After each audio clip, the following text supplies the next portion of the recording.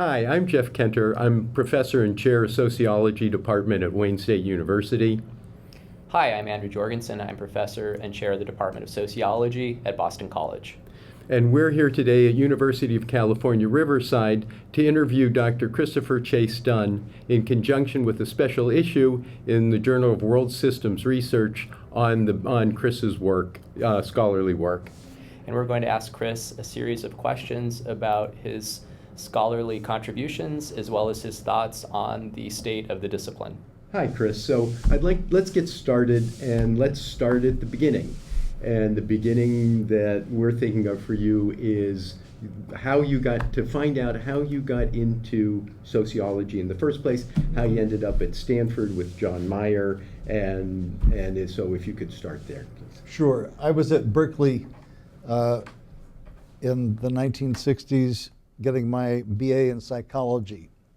And I was interested in clinical psychology, but they didn't have that. They had rat psychology. So I was studying learning theory and stuff. And then I took a course in social psychology from a professor named Robert Sampson, and I liked that a lot. And I also took a course from Herbert Bloomer. He taught a course called Collective Behavior, which was a great course. Bloomer was a wonderful lecturer, and I learned a lot from him. So I decided I wanted to be a sociologist, and I wrote a letter to Stanford, to the sociology department, saying I wanted to go there and study social psychology, which is what they did in that department. That was the main thing in the department. And I never took the GRE, okay? This was the 60s. A lot was going on. And they liked my letter, and they admitted me to the PhD program in sociology on the basis of this letter. So at the same time that I arrived, a young professor from Columbia arrived, John W. Mayer. And I worked with John, and John was not a social psychologist. He's a macro sociologist who is a super sociologist. So everything is socially constructed, including all of us and you guys and the room. And I learned a lot from John Mayer, and John Mayer was very inspirational to me. So I sort of went with this young professor that, and he and Mike Hannon had a cross-national comparative project that I ended up working on. So that's how I got into sociology. And go ahead. Great. And so it wasn't a smooth ride. You stepped out for a bit. Can you tell us about what your graduate career was like? Yeah, well, I was in graduate school for 10 years, which is not something we encourage these days. But part of the reason was because it was the middle of the world revolution of 1968, and there was a lot going on. And I was involved in it. I was involved in it at Berkeley, and then I was involved in it at Stanford. And at a certain point, I decided that I should quit doing the sociology program and go make the world revolution. So I quit the program, and I went, I got a job teaching sociology at a place called Kenyatta College. And that's where I met my old friend Richard Orser, because he had a job there too. He was teaching psychology courses, and I was teaching 5 units of intro sociology or something. But really what I was doing was organizing the students and being organized by the students. And we all burned our draft cards together on campus and stuff. So Richard and I basically got fired, okay, or we didn't get rehired. In fact, they tried to take my teaching credential away from me because I had been arrested at Port Chicago for stopping napalm trucks. So they said that I was guilty of moral turpitude because I'd stopped napalm trucks. And my argument was that what proved that I was a morally upstanding person was that I had stopped napalm trucks at Port Chicago.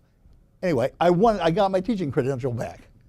So there was a lot going on here, and it took a little longer to get through graduate school. I went to Panama, long story. I got back, I survived that, and I was driving a truck for the Salvation Army, living in San Francisco, and John W. Mayer called me up. I have no idea how he got my phone number, okay, but he called me up and he said, "So, wouldn't you like to come back to graduate school?" And I thought about this for a while. Yeah, that does probably make sense. So I went back in 1970, and I got my PhD in 1975. So I I decided that to study dependency theory, and I met Emanuel Wallerstein, and I was plugged into this cross-national comparative project where we studied 200 countries at once and quantitatively with John Mayer and Mike Hannon, and I tested dependency theory using that research design. And dependency theory is the idea that the global core exploits the global non-core. And I did a comparative research project on that. That was my dissertation, and became a macro-sociologist. Great. Andrew? With that, could you tell us a little bit more about what attracted you to dependency theory and world systems analysis initially? Sure. Che Guevara said 2, 3 many Vietnams. That's why I went to Panama. Our analysis was that there wasn't a revolution going on in the United States. There was a revolution going on in the world. We were third worldists. This was a lot of people on the left were.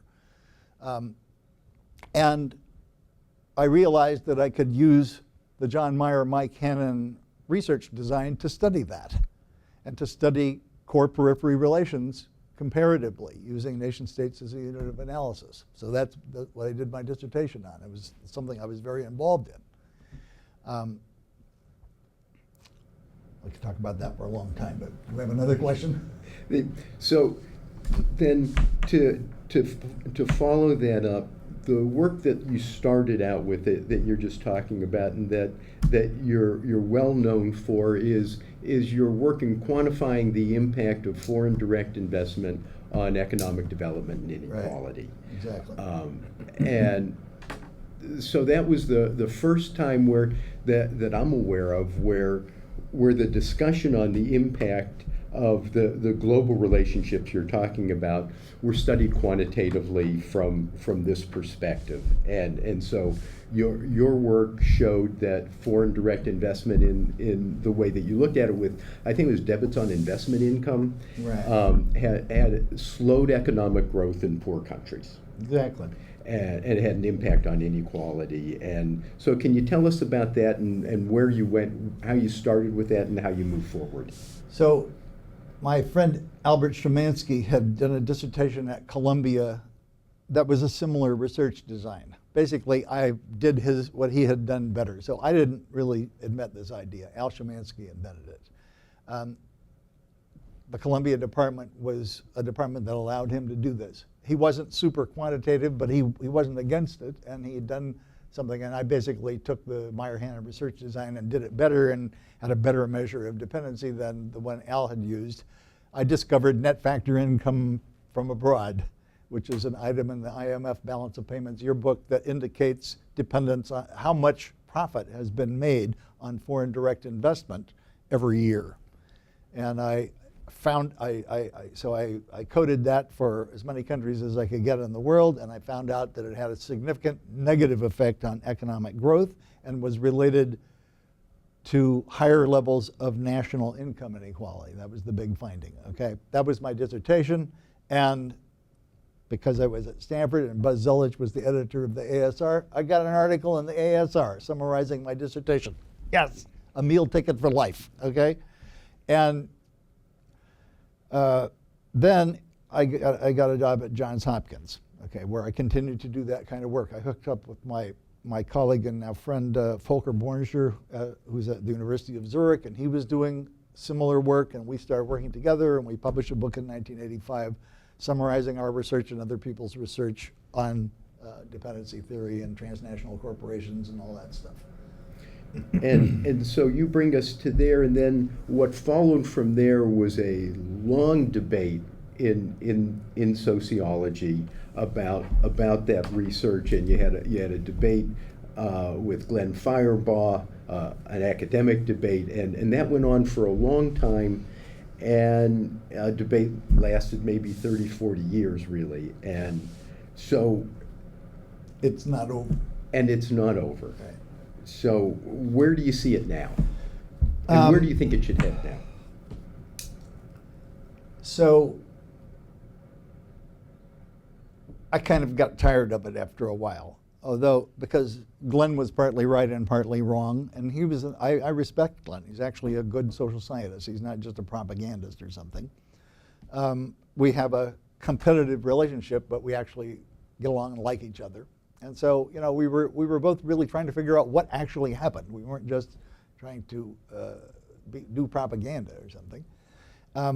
It's complicated because probably the relationship changes over time. So how you do it, when you do it. Glenn pointed out some good things that were important to take into account. Bornshire and I responded to Glenn. There was a back and forth.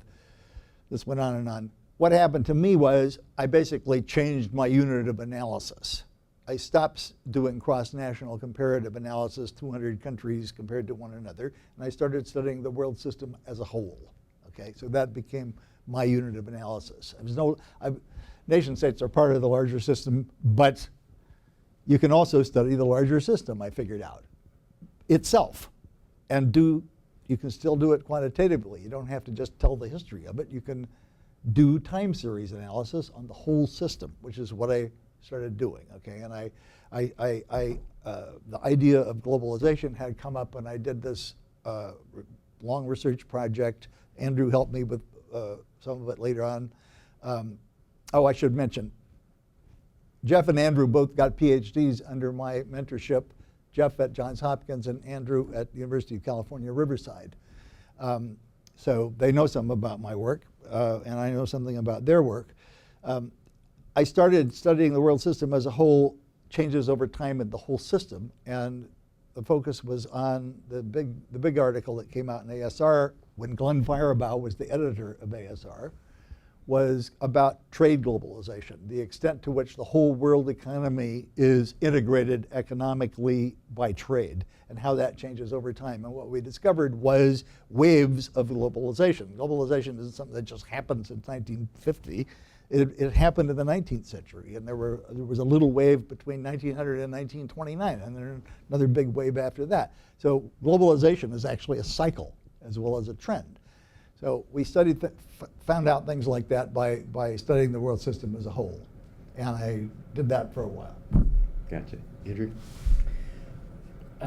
Besides those areas of work that you described thus far, I was wondering if you could tell us about your theoretical and empirical work that was focusing on the world system, your comparative world systems framework that you have developed with Tom Hall. Well, that was the next thing that happened. I realized that I could use the framework of comparative quantitative science, really. It's not really just sociology, okay, to study whole world systems.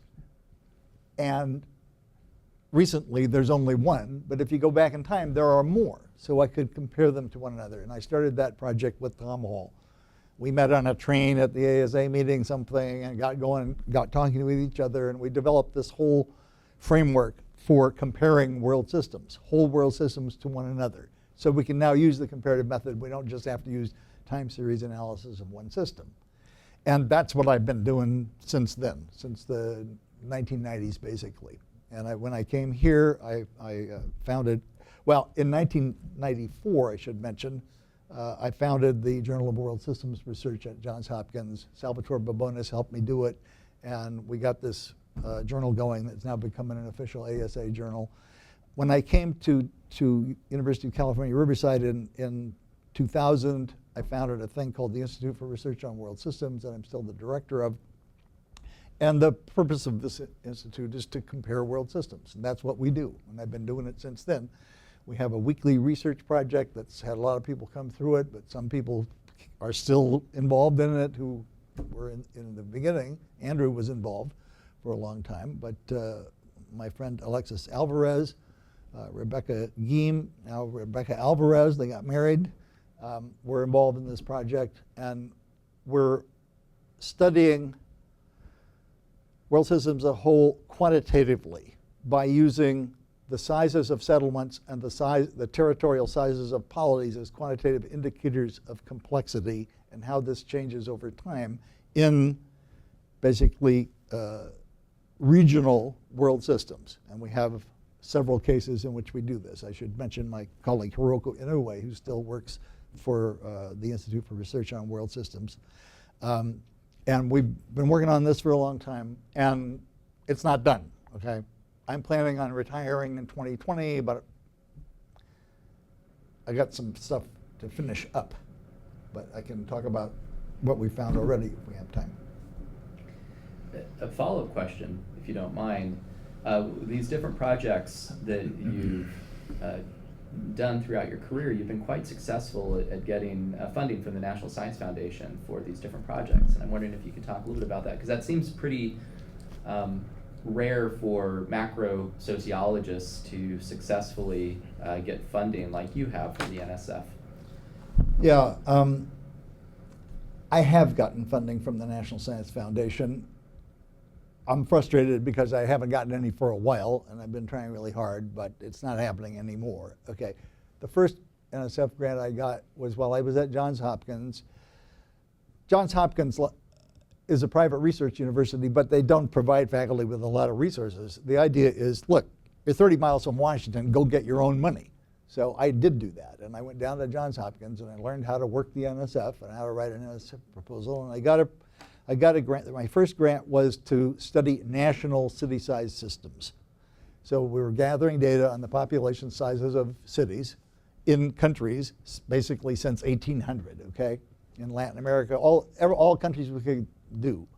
And I had this huge group of undergraduates coding all this stuff, and we developed this big data set, and we found a whole bunch of interesting things about urban primacy and things like that. That urban primacy is one big city, no middle-sized cities, a bunch of little cities. Most city-sized systems are not like that. There's a log normal distribution of city sizes, but then some of them are primate and some of them are flat. So city-sized systems, no matter what the unit of analysis is, they sort of vary over time in terms of how primate or how flat. Well, that's what we studied. And we got the empirical information on the population sizes of the 10 largest cities in all the countries in the world that we could do from 1800 on, okay? It's a huge, big project. And NSF funded that. When I got to UC Riverside, Peter Turchin and I put in a grant to study global state formation in an evolutionary perspective. So looking at the sizes of polities since the Stone Age in principle, but in practice since the Bronze Age, since we don't really know how big. You can't use archaeological evidence to figure out how the size of polities, although some archaeologists say that you can, but I think they're basically faking it, okay? You need information about who conquered who and when and all that stuff, and if you have no writing, you don't have it. You can't see it from archaeological evidence. So you need to have historical evidence, meaning there has to be writing, meaning you can't study things that happened more than 6,000 years ago, and you can't study places where they didn't have writing until recently. So it kind of narrows the whole thing down, but you can still do it over long periods of time, and Turchin and I got a grant to do that, I'd say about 12 years ago or so. And we worked on our projects, and since that's the project I've been working on. I work on the project whether or not I get an NSF grant, basically. Now, besides those that you mentioned, though, you also received funding from the NSF for your structural globalization project for the global elite integration projects. And I mention these because it's really illustrative of the breadth of the kinds of work that you've gotten funding for from the NSF. So the structural globalization project was work that you and I worked on together, and basically it was a continuation of the study of trade dependence, but now trying to what we tried to do was look at investment. The problem is that the data on investment don't go back are pretty flimsy before 1950, basically. We did do it though, and we invented a method for doing it, which is that you use the cases that you got, even if it's two, and you assume that they are a representative sample of the world, even though they're not. And then you create your time series and so on. What we found was investment dependence is somewhat related to trade dependence. It's pretty similar, okay? And other people had said that, Paul Baroque and people like that.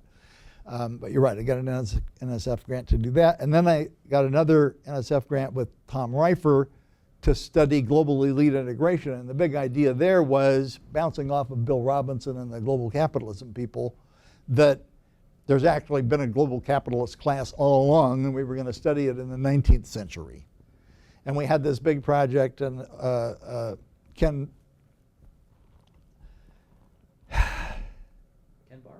Barr helped, and we got all these students. But to try to figure out what was going on with class relations globally in the 19th century, in the global 19th century.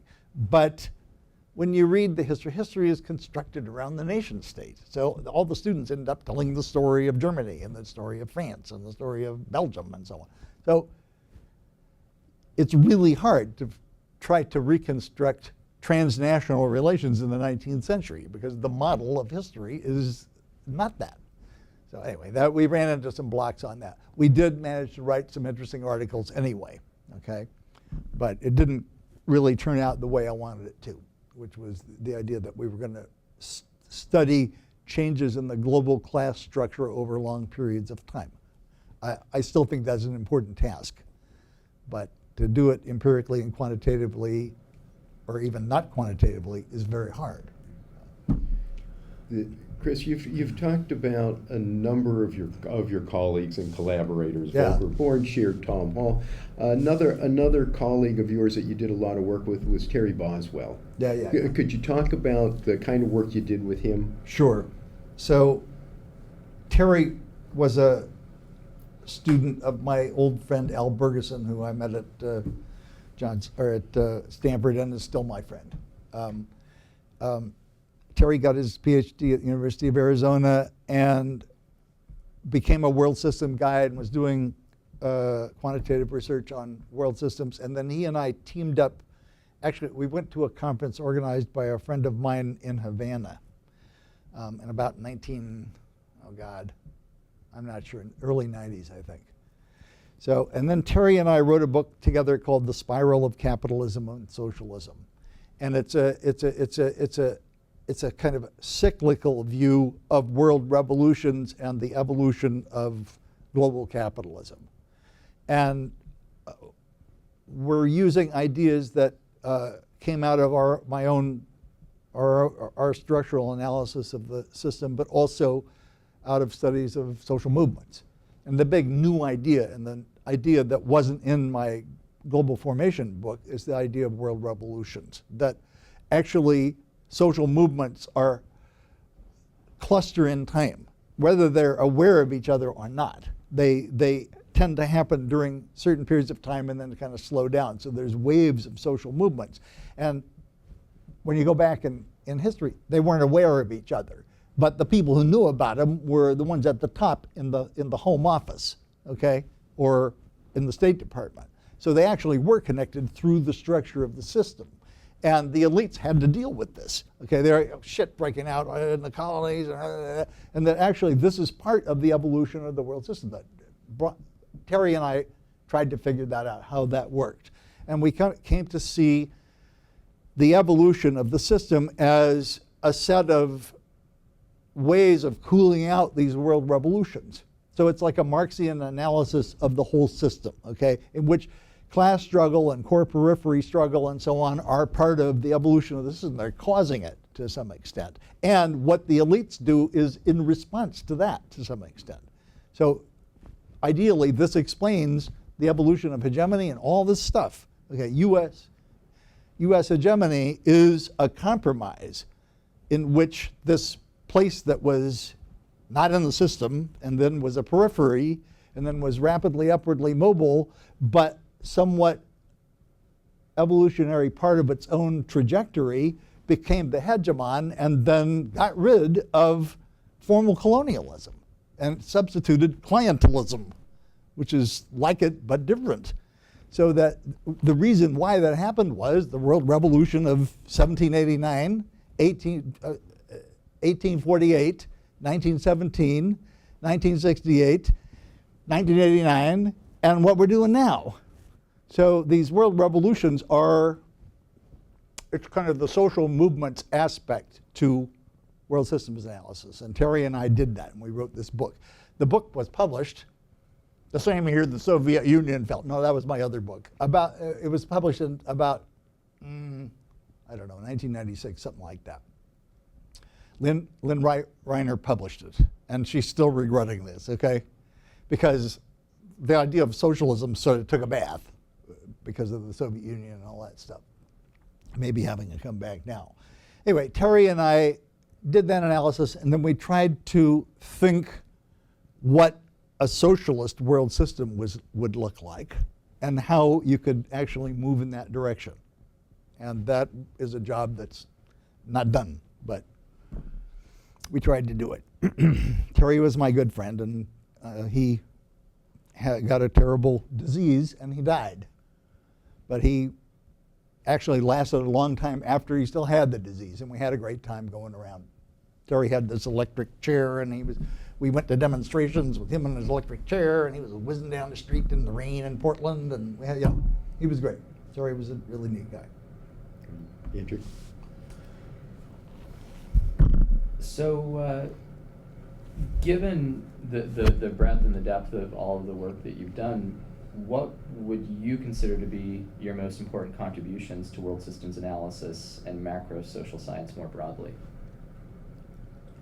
Well, my most important contributions haven't been concluded yet. But, so, I played a role in this thing that Jeff mentioned, which was taking the model of cross-national comparative sociology and studying the world system with it, okay? I mentioned some other people that did that too, but I helped with that. And it became kind of a cottage industry, and you guys both still do it, okay? So in slightly different ways, in somewhat different ways. I think the thing about time series analysis of the whole system, so that method didn't catch on so much, although a lot of other people do that, but the study of globalization in that way, I think it has had an impact. There's some important ideas there, which is that it's not just something that happened lately, and it's not really just a trend, it's a cycle. So these are big, important ideas, okay, that I think do influence people's analysis. I could mention my work on transnational social movements, but that hasn't really had much of an impact yet. Still working on that. Although I think Terry, in my book, amazingly, people are discovering it now, okay, even though it was published 20 years ago or something. There was a recent article about cycles of labor movement participation that was using ideas from that book. I don't know if you guys saw that. Yeah. So, is there anything else? I think those are the big ones. Well, on kind of to flip that around then, are there any areas of your research that you think have been relatively overlooked, that you're surprised by that have been overlooked? I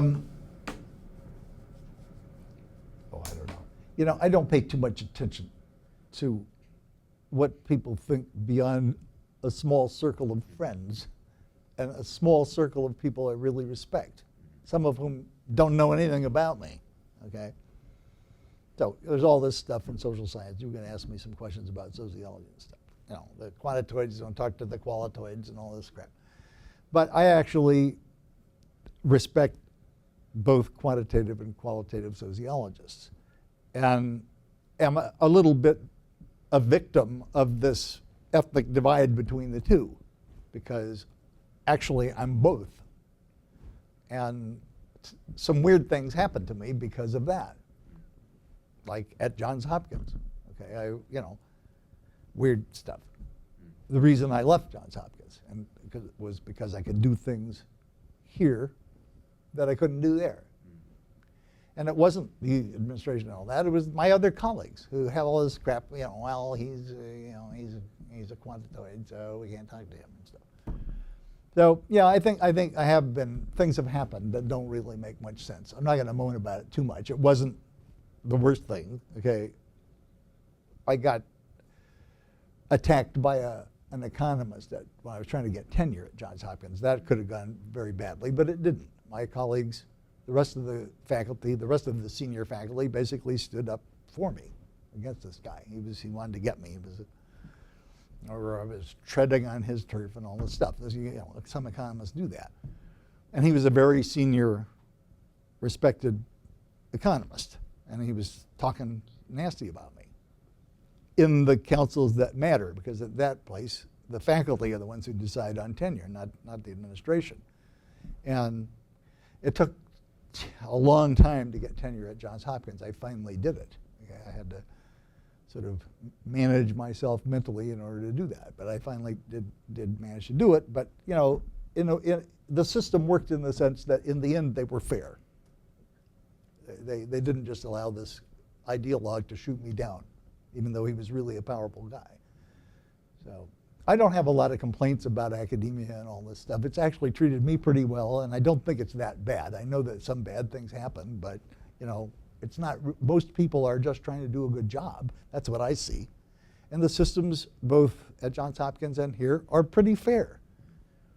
It's collegial. They try to make decisions that are fair and so on, and everybody kind of tries to do that. Do some people get screwed and so on? Yeah, they do, but not that many, frankly. It's actually the people who work hard and stuff get rewarded for it. That's kind of the way things should be. That's what I see. I don't have a lot of complaints about academia or sociology as far as that goes. I'm not moaning about it. I think it's okay. So to follow that up, Chris, I'd like to get your thoughts about the role of sociology in the academy. Yeah. And so you started this work in 1975, yeah. Your quantitative work, and you talked about it as a cottage industry. It was a little bigger than that. I mean, that you fostered hundreds. Your work was the start for virtually hundreds of articles in various areas of quantifying the relationship and between globalization, foreign investment, and various outcomes. And that's gone on. That was the start of work that's gone on since 1975. Yeah. As I look back on that, or as you look back on it, could you talk about its impact on other disciplines? That is, or another way to say this is, how seriously is sociology as a discipline taken by other disciplines? Yeah. So why don't we start? Well, the first thing is, I am a sociologist. I'm trained by a super sociologist, John Willard Meyer, but really, I don't believe in disciplines, okay? It's a bunch of shit. And I've worked a lot with political scientists and with geographers and historians. And so for me, I focus on the content of what it is, and then I go find the people who know about it. I don't really care whether they're sociologists or not. If they are sociologists, we have a language to speak to one another about Durkheim and stuff, fine. We don't have that with political scientists, but it's okay, because most of that is just nonsense too. So I just work with the people who know something about what it is I'm trying to find out about and can kind of understand what I'm trying to do. So I don't really care what discipline they're in.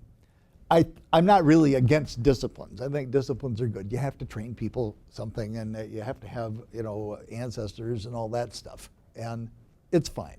I don't want to abolish all the disciplines, but I think that it's also dumb to take them too seriously.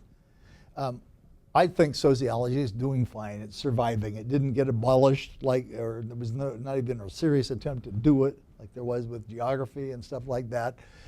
Do the economists pay much attention to us? No. Well, that's always been true.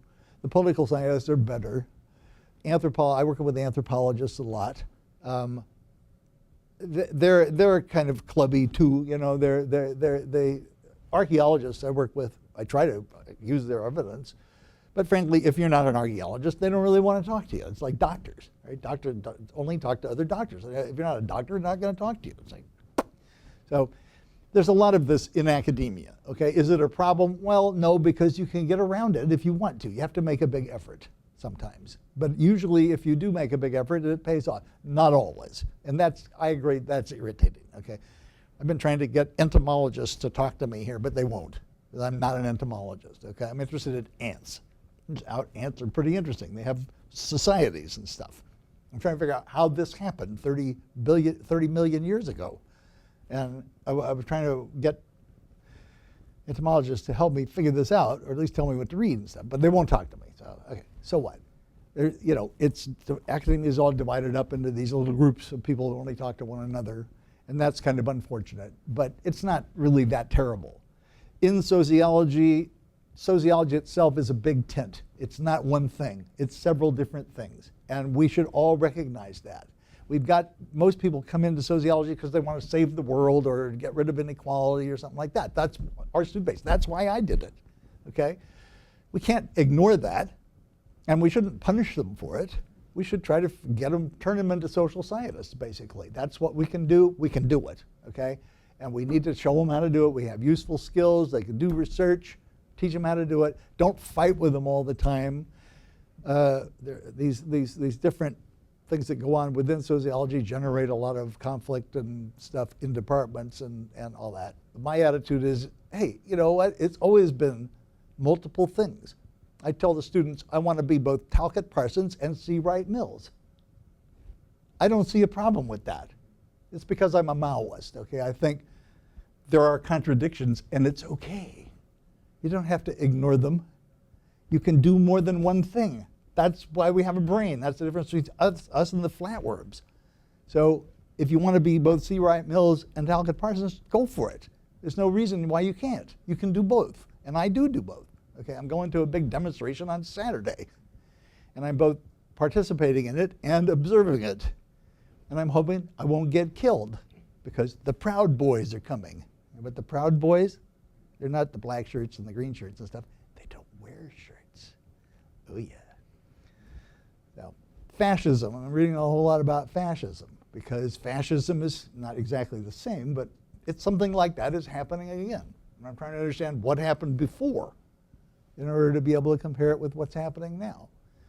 So I think we can just be okay with the idea that sociology is a big tent and try to respect and understand the people who are doing things that aren't the same as what we're doing. On the other hand, we have to stand up for science. We do. And you know, when it gets attacked, you have to stand up for it and say, well, you know, maybe you're not doing it, but I'm doing it. This is what I'm doing. If you want me to teach people, I'm going to teach them to do that. And that's what they need to learn. That's actually a useful skill, okay? That's how they might get a job someday. Andrew? Yeah, I was wondering if you could tell us more about the founding of the Journal of World Systems Research. Okay.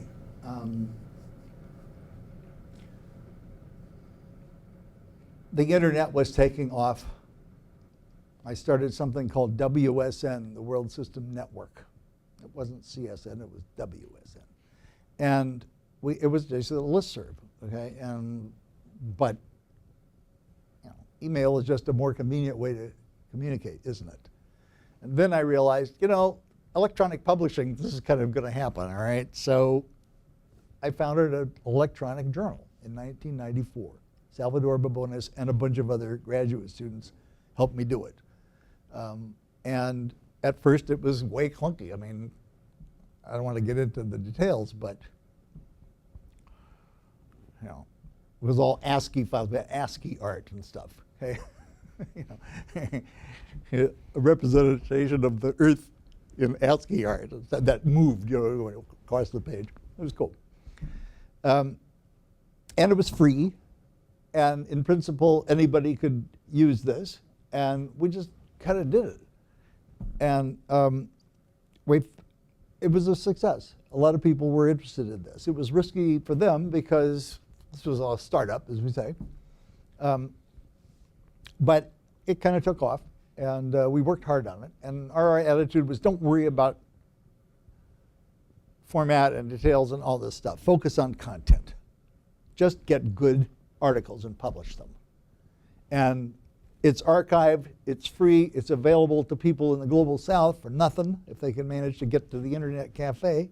And doesn't this make sense to do? Yes. It was not a political project, though. It's a science project. Okay, the idea is we're going to publish good social science. And my notion of what that is pretty broad. So that's what we decided to do.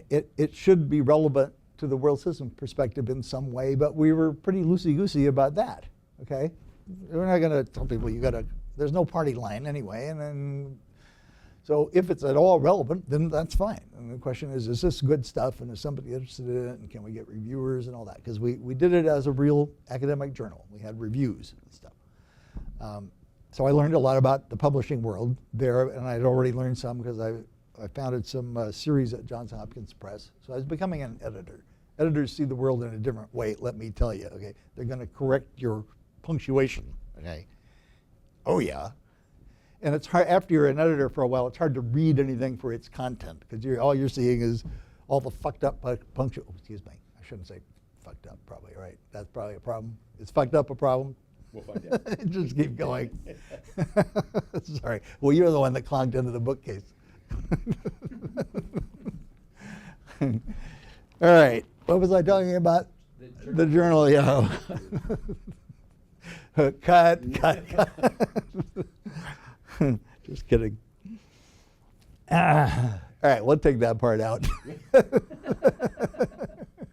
I got carried away on being an editor. But it does affect you. It does.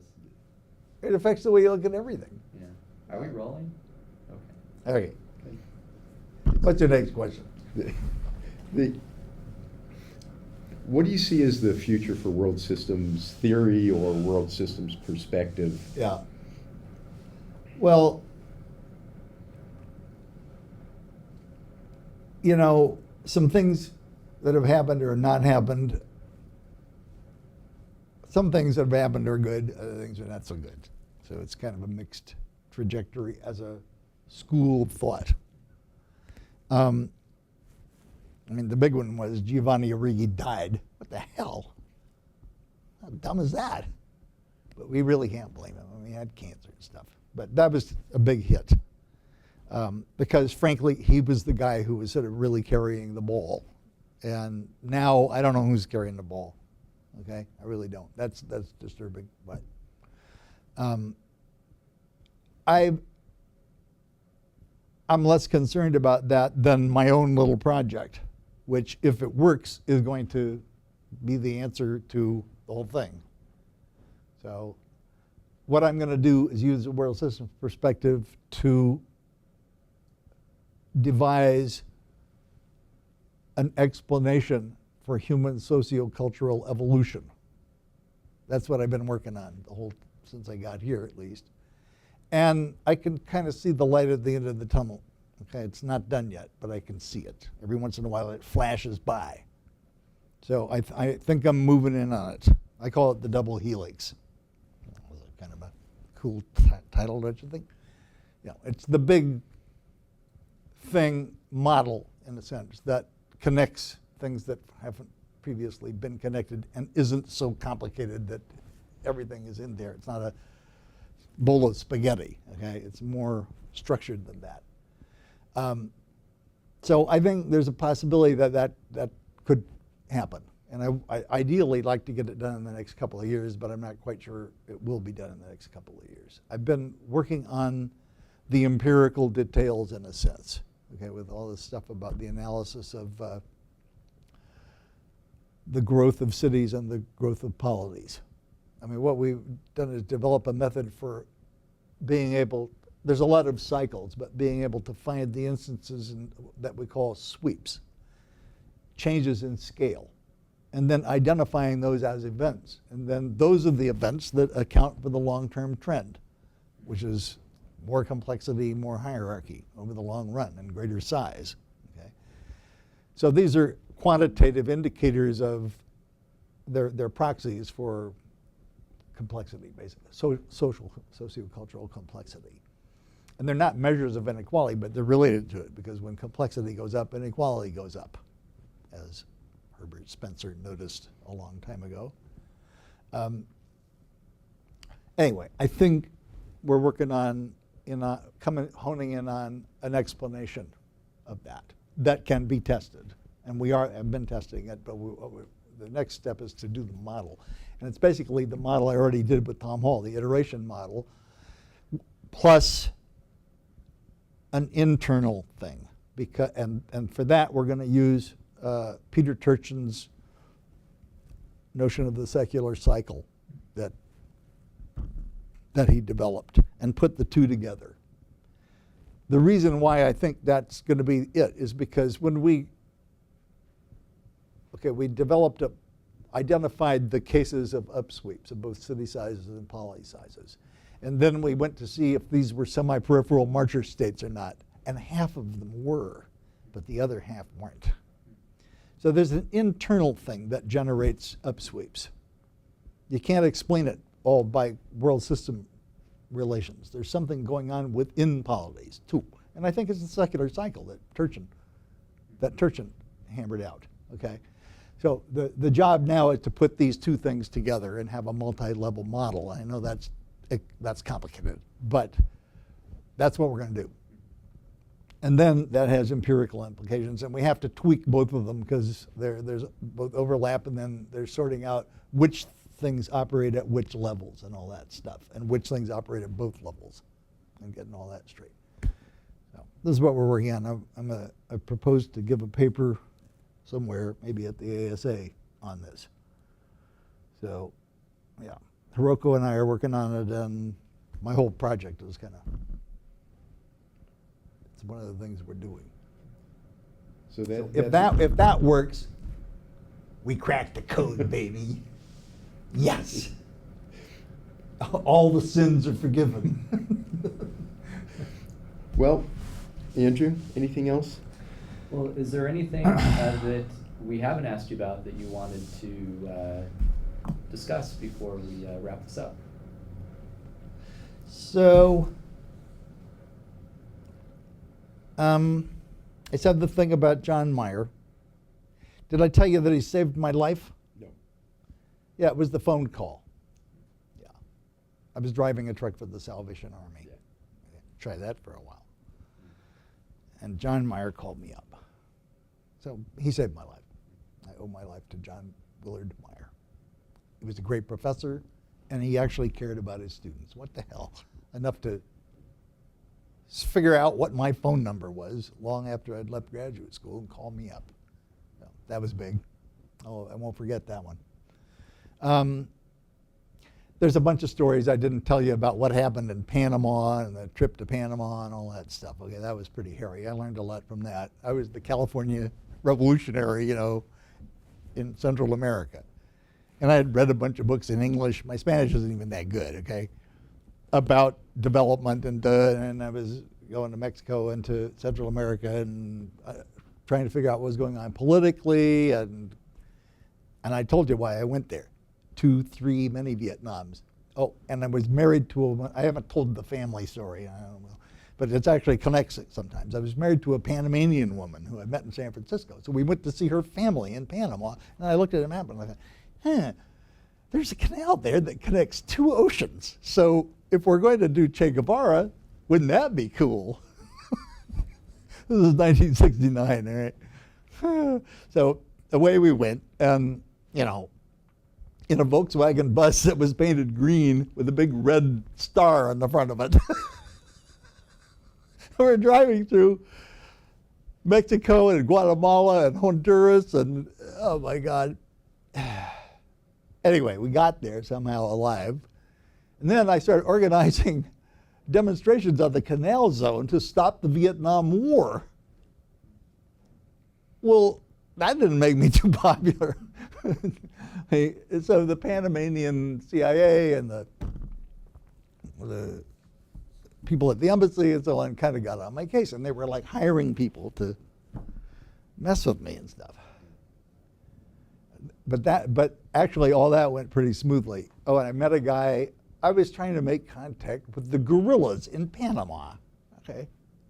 And I did. And they didn't really trust me. I wonder why.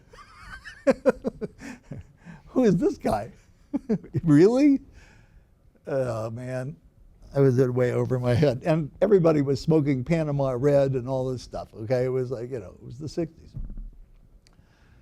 So then it was the trip back that almost killed me. Okay, I got Montezuma's revenge, and it was a long trip back, let's just put it that way. But I did get back.